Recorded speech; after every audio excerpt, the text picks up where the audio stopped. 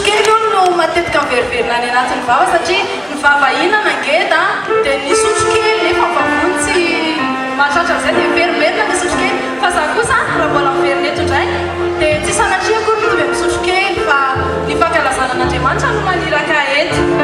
amarana ny anjaranay zahay avy any fitandremana ivato dia hitambatreto izany zao ny atoko-pihira sy ny VLM manolotra hira anankiray ho antsika eto koa dia manararaotra zahay manao ny mamerina ny fiarabanany espianta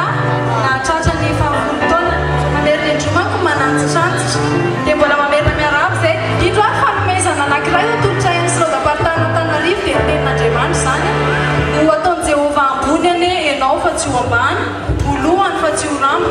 hiazakazaka fa tsy ho sasatra ary andeka tsy ho reraka hatramin'izao ka mandrakizay dia irariana indrindra ny espianta zay efa alohany hatramin'izay mba holohany mandrakariva sy aharitra foana ao anatin'ny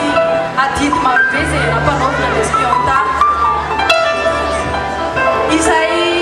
mamafy kely ono dia mijinja kely tahaka izany ihany koa